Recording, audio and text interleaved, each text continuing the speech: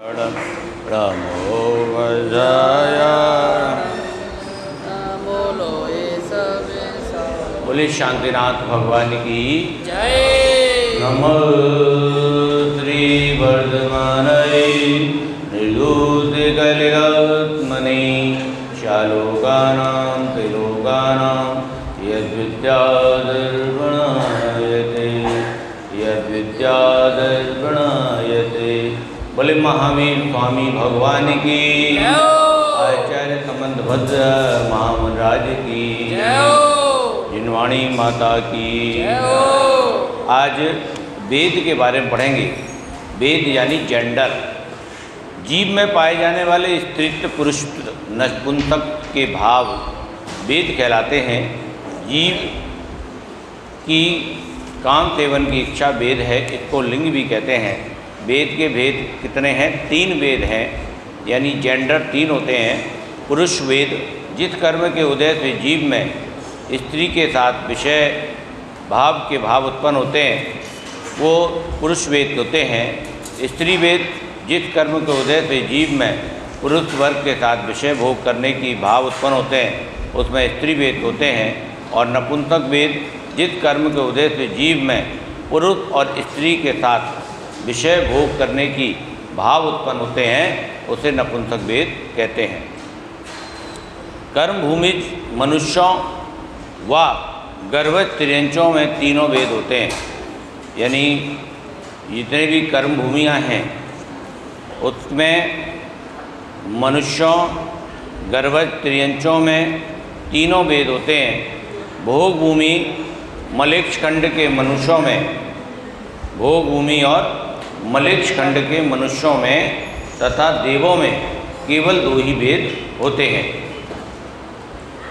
इसका मतलब हुआ कि मलेच्छ खंड, जैसे 6 खंड होते हैं, एक आर्यखंड और 5 मलेच्छ खंड। तो जितने भी नपुंसक होंगे वो कर्म भूमि में होंगे, जहाँ से जीव मोक्ष को जाता है उसी भूमि से ये तीनों वेद होते हैं। बाकी देवों में और मलेच्छ खंडों के मनुष्यों में स्त्री और पुरुष 2 ही वेद होते हैं। नारकी, विकलेंद्रिय, एकेंद्रिय और सम्मूर्छन जीवों में केवल 1 वेद यानी नपुंसक वेद होता है। नारकी जो हैं हुंडक संस्थान वाले होते हैं तो वो तो नियम से ही नपुंसक होते हैं, जितने भी नारकी होते हैं, ठीक है, वो नियम से ही नपुंसक होते हैं। नपुंसक का मतलब समझे? नपुंसक का मतलब है कि जिसके पुरुष तथा स्त्री दोनों के संग विषय भोग करने की इच्छा होती हो उसे नपुंसक कहा जाता है। अब समझ लो कितनी खराब चीज़ है। अच्छा, उपरोक्त तीनों वेदों में 2 प्रकार के होते हैं। द्रव्य वेद, नाम कर्म के उदय से शरीर में स्त्री पुरुष के अनुरूप जो अंगोपांग जो भी शारीरिक रचना होती है वो द्रव्य वेद है। और भाव वेद क्या है? स्त्री की पुरुष अभिलाषा, पुरुष की स्त्री अभिलाषा और नपुंसक की दोनों की अभिलाषा भाव वेद कहलाती है। देव, नारकी, भोग भूमि, सम्मूर्छन जीवों के जो द्रव्य वेद होता है वे वहीं भाव वेद होता है। शेष मनुष्यों व त्रियंचों के द्रव्य व भाव वेद में विपरीतता भी पाई जाती है। एक पर्याय में द्रव्य वेद और भाव वेद में कोई परिवर्तन नहीं होता। अब आ जाता है कसाय। जो भाव आत्मा को कसे अर्थात दुख दे वो कसाय है। ये मलिन भाव जीवन को कसायला कर देते हैं, अतः इन्हें कसाय कहते हैं। कसाय कैसी होती है? जैसे कोई फल है वो कसेला होता है। कसेला जानते हो? खाया है कभी कसेला फल? कड़वा नहीं होता है, कसेला। कड़वा अलग चीज़ हो गई, वो कसेला अलग चीज़ हो गया। कड़वा जैसा कसेला जो बिल्कुल भी मुँह खराब कर दे। तो ऐसे ही कसाय जो है वो जीवन को खराब करती है, मनुष्य के भव को खराब करती है। कथाएँ मोहिनी कर्म के उदय से होने वाली क्रोध मान माया लोभ आदि रूप कलुषता कषाय कहलाती है। अब कषाय याद हो गए तुम्हें? हाँ, कषाय याद हो गए? कितने हैं कषाय? कषाय जैसे 4। पहले तो ऐसे याद करा करो, कषाय कितने हैं? कषाय कितने? 4। कौन कौन से? क्रोध, मान, माया, लोभ। इसको डेली याद करा करो, यही जीवन को पार करेगी, क्योंकि ये आत्मा के स्वाभाविक रूप को कसती है। इस प्रकार आत्मा के कलुष परिणाम खोटे भाव ही कषाय हैं। जैसे आत्मा का स्वभाव कहता है, आत्मा का स्वभाव है जल के समान शीतल। जैसे जल को जितना भी गर्म कर दो बाद में उसको मूल स्वभाव में आना पड़ेगा, ऐसे ही मनुष्य कितनी भी कथाएं कर ले एक समय में उसको मूल स्वभाव में आना पड़ेगा। कितना भी क्रोध कर ले, कितना भी क्रोध कर ले, 24 घंटे तो क्रोध में रह नहीं सकता कोई, 24 मिनट भी नहीं रह सकता। अंततः गत्वा उसको साम्य भाव में आना पड़ेगा। कथाएं के भेद कितने हैं? कथाएं के मूल भेद 4 हैं, क्रोध, मान, माया, लोभ। इसमें क्रोध व मान द्वेष रूप कथाएं है और माया और लोभ राग रूप कथाएं है। यानी राग द्वेष ये कथाएं के 2 पुत्र हैं। माया और लोभ, राग और द्वेष ये कथाएं के कौन है? दुश्मन। 2 पुत्र हैं। दुश्मन काय को है? राग और द्वेष ये कथाएं के 2 पुत्र हैं। और 2 पुत्र कौन कौन से हैं? क्रोध और मान तो द्वेष है, और माया और लोभ कौन है? राग है।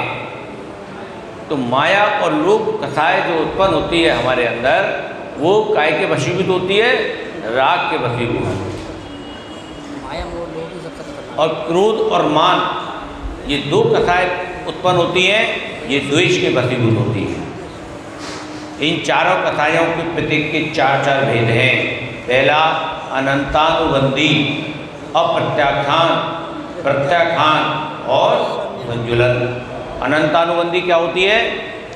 जो अनंत काल तक शांत नहीं हो, ऐसी कथाएं। उदाहरण के लिए पत्थर पर लकीर खींच देना। अब पत्थर पर लकीर खिंच गई, अब वो कब मिटेगी? उसके दोनों तरफ का पत्थर जब घिस जाएगा। या 2 चट्टानों के बीच में खाई, वो कब भरेगी? भरते रहो भरते रहो भरते रहो, फिर बरसात आया, फिर वो मट्टी बह गई, फिर भरेगी। जाने अनंत काल में अनंतानुबंधी चलती रहती है ये, जन्म जन्मांतर तक। अप्रत्याख्यान और उसके बाद प्रत्याख्यान और संजुलन। अब प्रत्याख्यान कैसी हो गई? जैसे मट्टी की भूमि में लाइन खींच दी, ठीक है, और प्रत्याख्यान जो रेत में लाइन खींच दी, तो इनको धीरे धीरे कम समय लगता जाएगा। और संजुलन पानी में लकीर खींच दी, पानी में लकीर खींच दी, इतना। तो ऐसा कथाएं हम लोग को करना चाहिए, संजुलन कथाएं के भाव रखने चाहिए। जब भी क्रोध, मान, माया, लोभ हमारे अंदर आवे तो हमें इन 4 भेदों का ध्यान रखना चाहिए कि हम कौन सा कर रहे हैं? अनंतानुबंधी कर रहे हैं, अप्रत्याख्यान कर रहे हैं, प्रत्याख्यान कर रहे हैं, या संजुलन कर रहे हैं। तुरंत करो, ये चिंतन करना चाहिए। जिस समय भी गुस्सा आए तो चिंतन करो कि हमने कौन सी श्रेणी का क्रोध किया, कौन सी श्रेणी का मान किया, कौन सी श्रेणी का लोभ किया। ये क्रोध, मान, माया, लोभ जैसे ये 4 कथाएं करें तो हमें चिंतन करना चाहिए कि हमारी जो डेंसिटी थी वो कौन सी थी? अनंतानुबंधी थी, प्रत्याख्यान, अप्रत्याख्यान थी, प्रत्याख्यान थी, या संजुलन थी। तो फिर उसको नीचे लेके आओ, जितनी नीचे ला सकते हो। ख़त्म तो नहीं हो सकती क्योंकि हम संसारी जीव हैं, लेकिन जितनी ज़्यादा कम हो जाए, संजुलन के भाव आ जाएं, उतना अच्छा है। आएगा भी आएगा।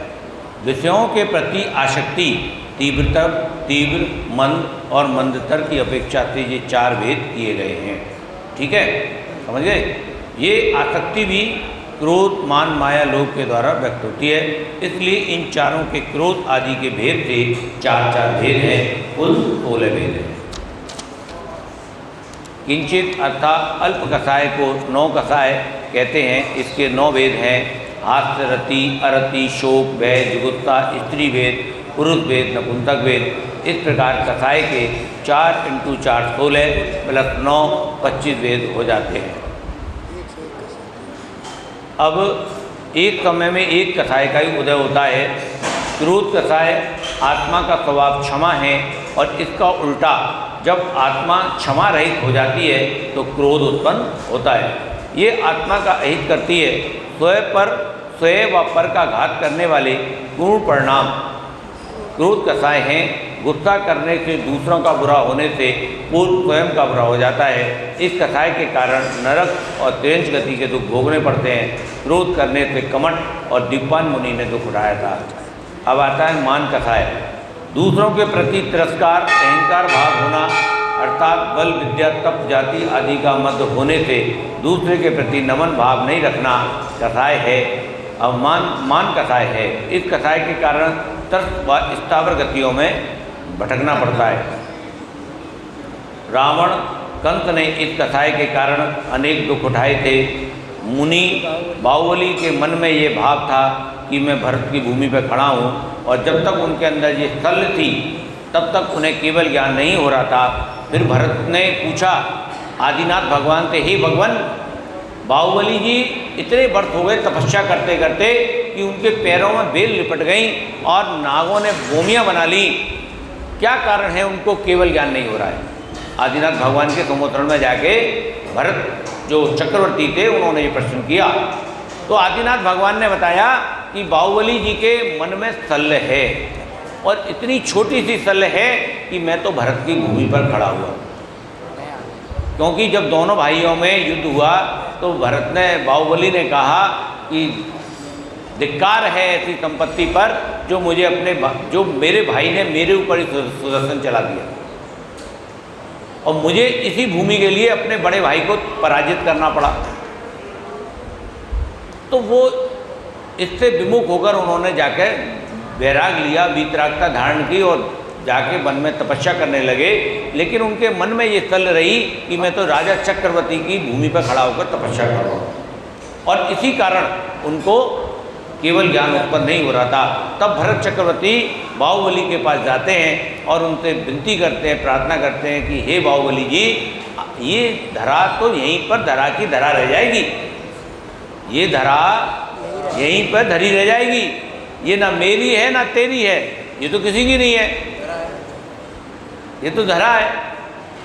तब उनको वो भेद विज्ञान होता है कि भाई ये भूमि किसी की नहीं है, मैं तो निमित्त मात्र चक्रवर्ती बना हूँ, और ये चक्रवर्ती पद भी मेरे को छोड़ना पड़ेगा, और एक दिन मैं भी आपके जैसा तपस्वी बन के केवल ज्ञान प्राप्त करूँगा। तब उन्होंने बाहुबली जी को संबोधन किया, तो बाहुबली जी के जो मन में शल्य थी वो शल्य समाप्त हुई और उनके अंदर केवल ज्ञान प्रकट हो गया। तो ये मान कथाएँ इतनी घातक होती है कि एक छोटी सी शल्य भी केवल ज्ञान प्रकट होने नहीं देती, और एक वर्ष बाद जब कथाएँ नष्ट हुई तो उन्हें केवल ज्ञान हो गया। क्रोध, मान, माया। माया का अर्थ है मायाचारी करना, छल कपट करना, दूसरों को धोखा देना, मन में कुछ और वचन में कुछ। मन में हो तो वचन उचरिए और वचन हो तो तंतो करिए, ये उत्तम मार्ग धर्म है, ऐसा हमें करना चाहिए। लेकिन हम करते क्या हैं? मन में कुछ होता है और वचन में कुछ होता है, और ऐसे करने वाला व्यक्ति नियम से त्रियंच गति में जाता है। थोड़े मूल की वस्तुओं को महंगी वस्तुओं में मिलाना, तौल माट आदि कम करना, और मतलब वजन में चोरी करना, अपने दोष छुपाना माया का काम ही आते हैं। माया चारी करने से त्रियंच गति मिलती है। मृदमती मुनि के द्वारा मायाचारी करने के फलस्वरूप उन्हें त्रिलोक मंडन हाथी पर्याय में जाना पड़ा। चौथा है लोभ कसाय। धन, दौलत, संपत्ति आदि की तीव्र लालसा होना, लालच होना, तृष्णा होना लोभ कसाय है। इस कसाय के कारण ही मनुष्य सभी प्रकार के पाप करता है। इसी प्रकार कहा गया है कि लोभ पाप को बाप बखाना, लोभ को पाप का भी बाप बताया गया, यानी कि जितने भी पाप होते हैं वो लोभ के वशीभूत होते हैं। इस कसाय के कारण नरक आदि गतियों में जाना पड़ता है। लोभ के कारण सेठ फणहस्त मरकर सर्प बना।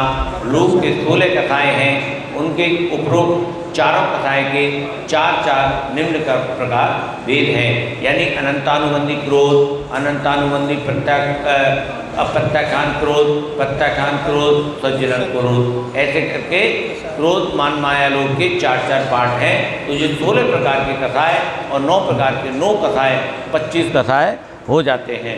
बोले शांतिनाथ भगवान की। कल हम और डिटेल में पढ़ेंगे कथाओं के बारे में, क्योंकि ये कथाएं ही हमें बार बार संसार सागर में गिराते हैं और इनको ही पार करना हमारा उद्देश्य होना चाहिए। बोले शांतिनाथ भगवान की। या वाणी के ज्ञान दे तुझे लोकालो, वो वाणी मत करूँ सदा दे तूडो।